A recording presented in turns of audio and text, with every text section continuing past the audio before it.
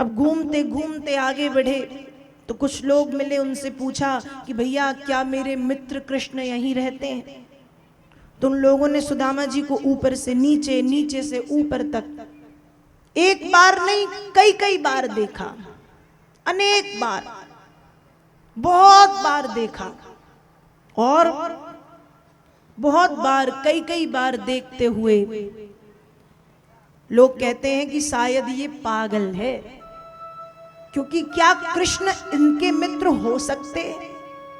इस दरिद्री के मित्र क्या कृष्ण हो सकते हैं? चलो जाओ, यहां कोई कृष्ण वृष्ण नहीं रहते। लोगों ने सुदामा को पागल समझ के भगा दिया। अब सुदामा खुद ढूंढते ढूंढते भगवान के महल के सामने जाकर के खड़े हो गए, जो द्वारिका में सबसे भव्य भवन है। उस भवन के सामने जाके सुदामा खड़े हैं और द्वारपालों से कहते हैं कि क्या मेरे मित्र कृष्ण यहीं रहते हैं? द्वारपालों ने कहा हाँ हाँ यहीं रहते हैं, कुछ चाहिए? सुदामा बोले आज कुछ लेने नहीं, कुछ देने आया हूं। क्या देने आए हो? वो सोच रहे हैं द्वारपाल, ये दरिद्री क्या देगा, ये दरिद्री क्या देगा? सुदामा मन में सोच रहे हैं आज अपने तंदुल कृष्ण को खिला के जाऊंगा, आज अपनी दरिद्रता कृष्ण के चरणों में सौंप के जाऊंगा, तब जाकर के अपने आप को धन्य मानूंगा। जाओ जाके कृष्ण से कह दो सुदामा आया है।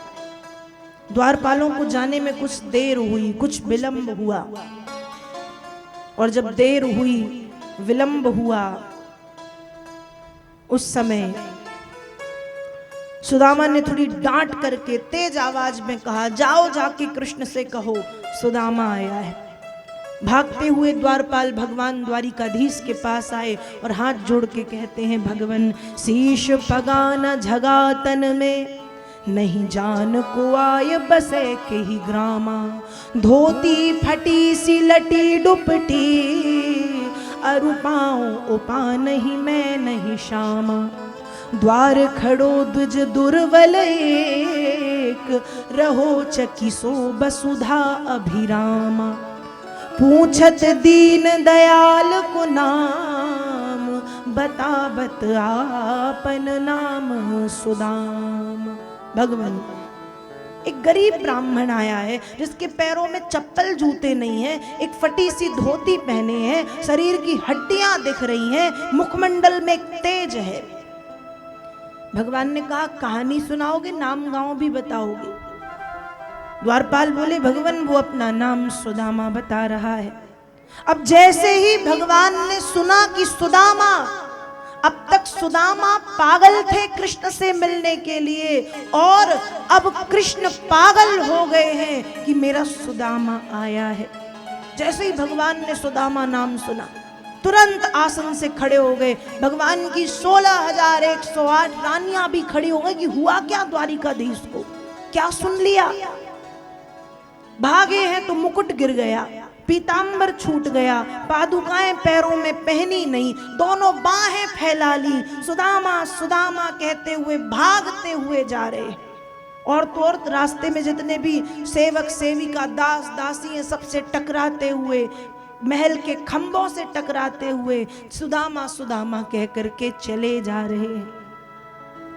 और यहाँ बाहर खड़े सुदामा सोच रहे हैं कि शायद कृष्ण नहीं आएंगे, क्योंकि कृष्ण है द्वारिकाधीश, और उनके पास तो मेरे जैसे प्रतिदिन पता नहीं कितने आते हैं। भूल गए होंगे कि सुदामा नाम का भी कोई मित्र है। तो सुदामा मन ही मन निराश हो रहे हैं, लेकिन फिर भगवान से वहीं बाहर बाहर खड़े होके कहते कि हे गोविंद, आप मुझे पहचानो ना पहचानो, मैं नाराज नहीं होऊंगा, क्योंकि मुझे पता है आप द्वारिकाधीश हैं और मेरे जैसे पता नहीं कितने रोज आपके पास आते हैं। पर हे प्रभु, आप तो अंतर्यामी हैं, एक कितनी कृपा कर दो कि द्वारिका के छत पर आकर के खड़े हो जाओ, मत आओ बाहर तक मिलने मुझसे, बस द्वारिका के छत पर आके खड़े हो जाओ। गोविंद मैं दूर से देख करके लौट जाऊंगा, मत बात करना, मुझे देखना मत, मुझे देख के हंसना मत। बस द्वारिका की छत पर आकर के खड़े हो जाओ, दूर से देखूंगा, दर्शन करके जिंदगी भर जो भजन किया है उस भजन का फल मिल जाएगा और चला जाऊंगा, पर एक बार आ जाओ। बाहर खड़े सुदामा निवेदन कर रहे हैं, पर द्वारिकाधीश की स्थिति तो ऐसी है कि भागते हुए सुदामा सुदामा कहते हुए चले जा रहे हैं।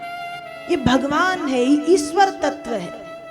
आज लोगों के पास इतना सा धन आ जाता है तो लोग अपने आप को भगवान का भी बाप समझते हैं, पर लोगों से मिलने के लिए लोगों को नौकर के चाकरों से मिलना पड़ता है, तब जाके मिलने मिलेगा भाई साहब या बहन जी से। लेकिन उन द्वारिकाधीश की कृपालुता, उन द्वारिकाधीश की करुणा, जो लक्ष्मीपति हैं, उनसे बड़ा है दुनिया में कोई? लक्ष्मी जिनकी दासी है, जिनके पैर लक्ष्मी दबाती हैं, जिस लक्ष्मी के पीछे हम भागते हैं, वो लक्ष्मी उनके चरणों की सेवा करती है। वो लक्ष्मीपति नारायण, उनकी सरलता तो देखो, इसलिए उन्हें ब्रह्म तत्व कहते हैं, इसलिए उन्हें ईश्वर तत्व कहते हैं। ईश्वर कोई ऐसे नहीं बनता, ब्रह्म तत्व। भागते हुए चले जा रहे हैं सुदामा सुदामा सुदामा कहते हुए। बाहर खड़े सुदामा इंतजार कर रहे हैं कि हे भगवान आ जाइए, और भगवान तो वैसे भागते हुए चले जा रहे हैं, चले जा रहे हैं, चले जा रहे हैं। और जैसे ही भगवान बाहर गए तो देखा सुदामा खड़े थे।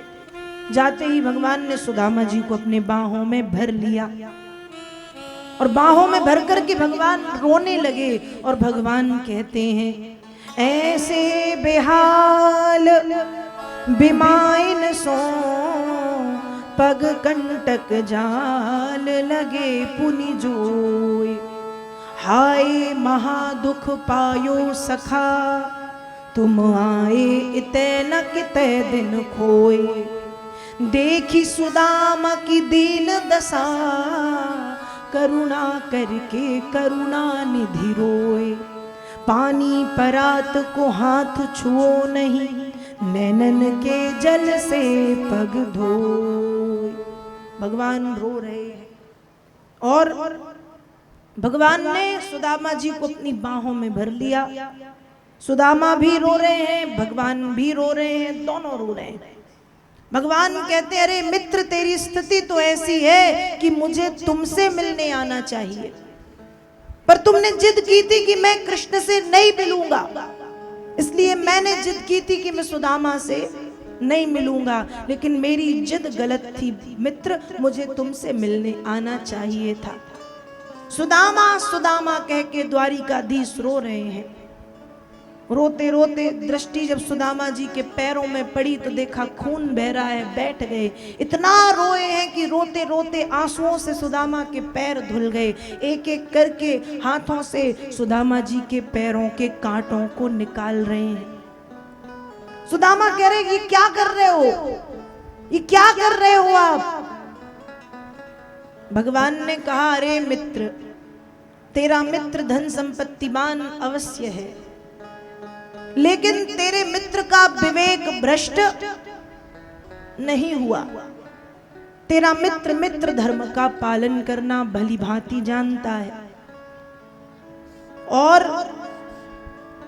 फिर भगवान सुदामा जी को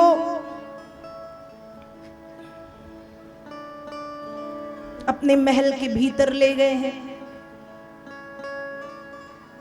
महल के भीतर ले जाकर के भगवान द्वारिकाधीश ने सुदामा जी को अपनी सिंहासन पर बिठाया है, और सिंहासन पर बिठाल करके स्वयं द्वारिकाधीश भगवान रुक्मिणी कृष्ण ने सुदामा जी के चरणों को धो करके सुदामा जी की सेवा की है। जैसी झांकी आप यहां देख रहे हैं, सुदामा भगवान के सिंहासन पे हैं और भगवान एवं रुक्मिणी दोनों सुदामा जी के चरणों में बैठ के सुदामा जी के चरणों की सेवा करते हैं, चरण धोते हैं, तिलक लगाते हैं, माला पहनाते हैं, आरती करते हैं। ये द्वारिकाधीश हैं, जिन द्वारिकाधीश के चरणों को धोने के लिए दुनिया तरसती है, लेकिन जब वही द्वारिकाधीश करुणा बरसाते हैं तो इतने ज्यादा कृपालु बन जाते हैं। खूब सुदामा जी की सेवा, शुश्रूषा, आरती इत्यादि द्वारिकाधीश करते हैं। ताली बजा के स्वागत कीजिए। यहाँ भी आप झांकी देख रहे हैं,